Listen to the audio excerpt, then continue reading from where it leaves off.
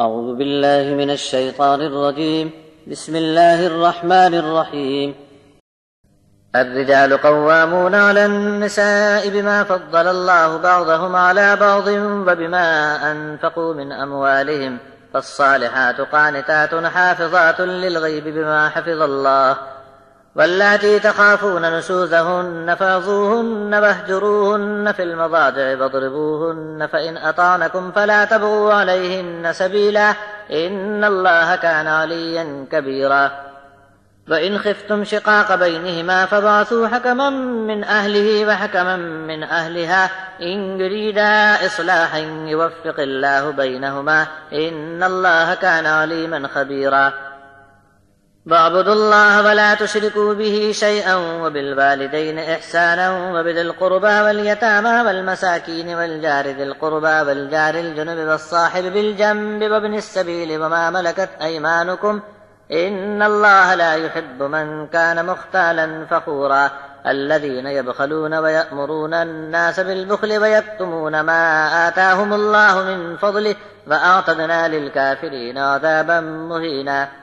والذين ينفقون أموالهم رئاء الناس ولا يؤمنون بالله ولا باليوم الآخر ومن يكن الشيطان له قرينا فساء قرينا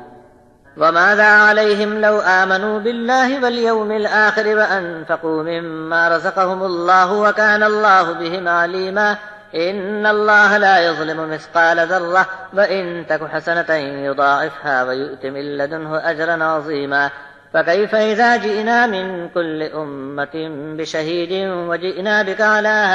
هؤلاء شهيدا يومئذ يود الذين كفروا وعصوا الرسول لو تسوى بهم الأرض ولا يكتمون الله حديثا. مرد افسر اور محافظ ہیں عورتوں پر، ایک دوسرے پر فضیلت کے سبب اللہ نے یہ درجہ عطا فرمایا ہے کہ انہوں نے اپنا مال خرچ کیا ہے،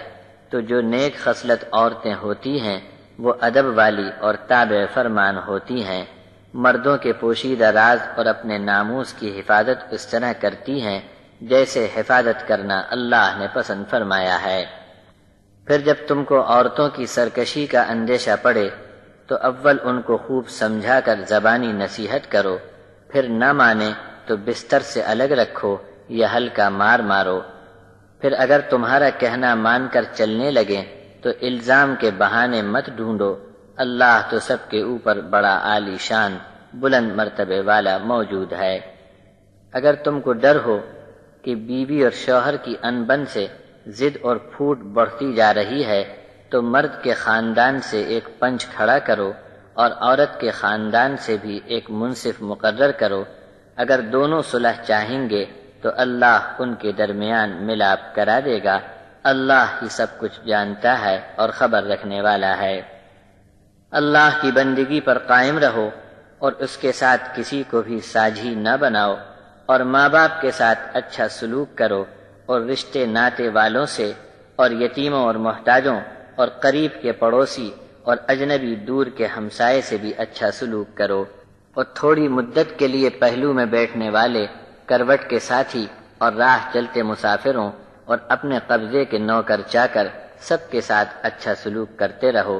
اترانے اور بڑائی ہانکنے والوں کو اللہ پسند نہیں فرماتا۔ بہت برے لوگ ہیں جو کنجوسی کرتے ہیں اور لوگوں کو بھی بخیلی کی تعلیم دیتے ہیں، اور اللہ نے جو کچھ انہیں اپنے فضل سے نوازا ہے اسے چھپا چھپا کر رکھتے ہیں۔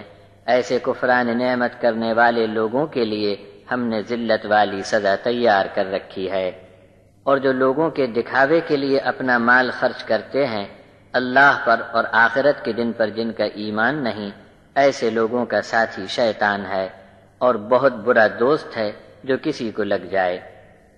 اور ان کا کیا بگڑ جاتا اگر اللہ اور آخرت کے دن پر ایمان رکھتے ہوئے اللہ کا دیا ہوا مال خرچ کرتے، اور اللہ تو ان کے ہر حال کا علم رکھتا ہے۔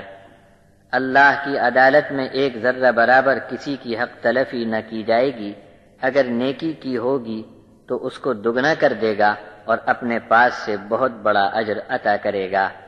پھر ان کی کیا گت بنے گی جب ہم ہر امت میں سے گواہ لا کھڑا کریں گے اور ان سب پر آپ کو گواہ بنا کر لائیں گے۔